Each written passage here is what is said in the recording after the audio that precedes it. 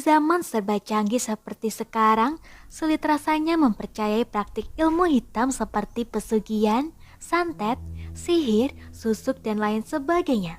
Ilmu-ilmu gaib ini sendiri memiliki berbagai tujuan, mulai dari menambah kekayaan agar terlihat menarik hingga mencelakai orang lain untuk membalas dendam. Tapi yang pasti, apapun praktik ilmu hitam yang dipilih, biasanya dalam prosesnya kerap melibatkan perjanjian dengan jin dengan syarat atau tumbal lewat perantara dukun dengan ilmu tertentu. Santet bisa digolongkan ke dalam cabang sains bernama pseudoscience, yaitu pengetahuan, keyakinan, atau praktik yang diklaim ilmiah namun tidak ada bukti yang jelas untuk mendukungnya. Santet seringkali dilakukan dengan cara mengirimkan benda atau medium tertentu pada korban. Menurut sumber yang sama, para dukun akan berperan dalam mengubah medium itu menjadi energi dan mengirimkannya kepada target. Jika dilihat dari benda-benda yang digunakan, ada beberapa jenis santet yang paling umum ditemukan di Indonesia.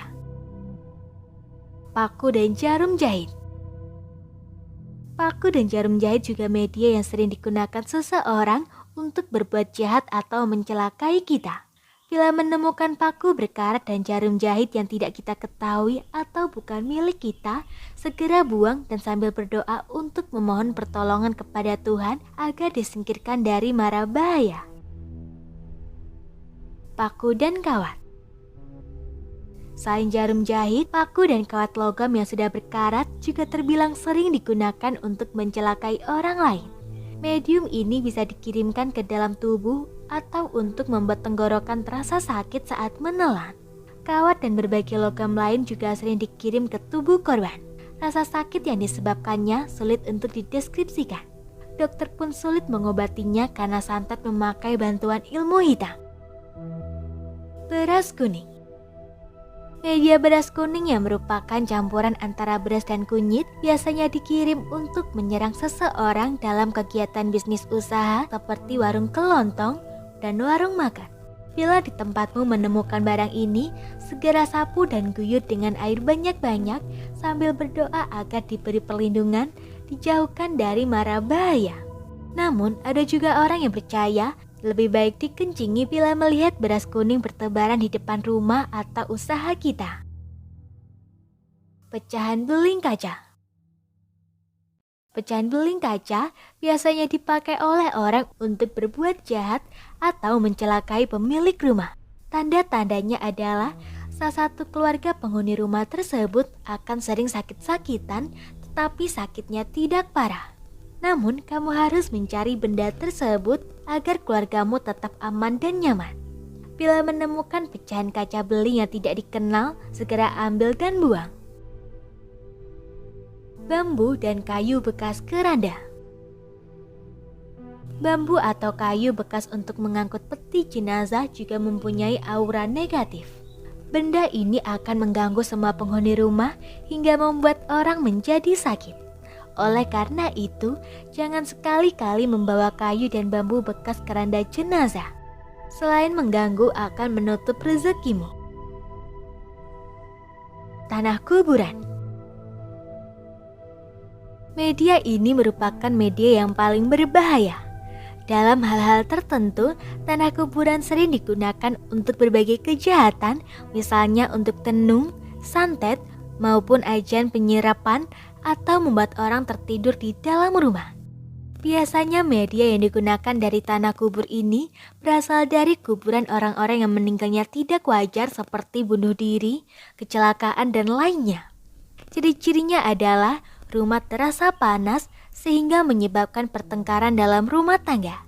Selain itu, penampakan juga akan sering terjadi dan akan tercium bau amis serta anyir. Penghuni rumah tersebut akan merasakan rumah yang mereka tempati seperti berada di kuburan. Kain mori. Kain yang berwarna putih polos ini biasanya digunakan sebagai media membatik atau sebagai kain pembungkus jenazah.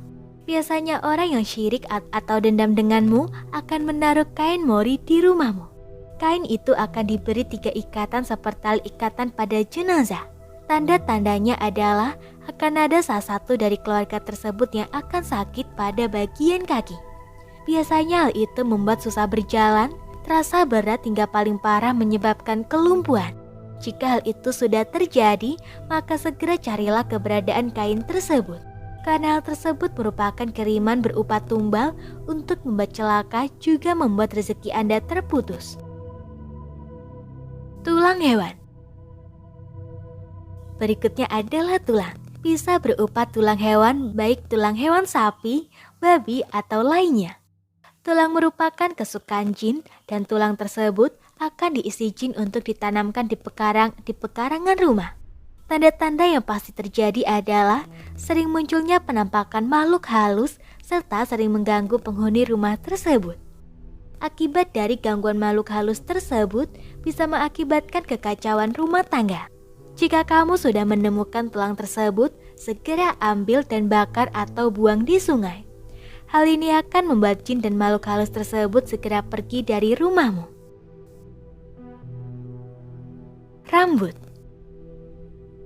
Media selanjutnya adalah rambut yang diikat dan diletakkan di dalam rumahmu. Hal ini bisa mengakibatkan penghuni rumah tersebut sering mengalami sakit kepala seperti pusing. Namun, sakit kepala itu bukan sakit kepala biasa, tetapi karena ulah dari tumbal rambut.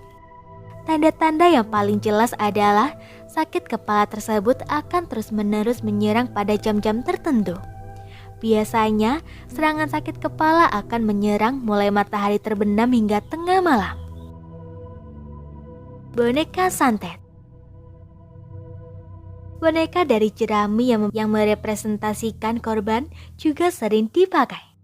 Penyantet akan menusuk atau bahkan membakar boneka itu untuk menimbulkan rasa sakit pada korban.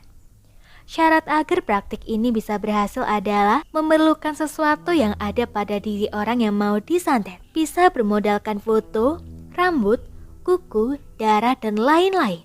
Semoga informasi tersebut dapat bermanfaat.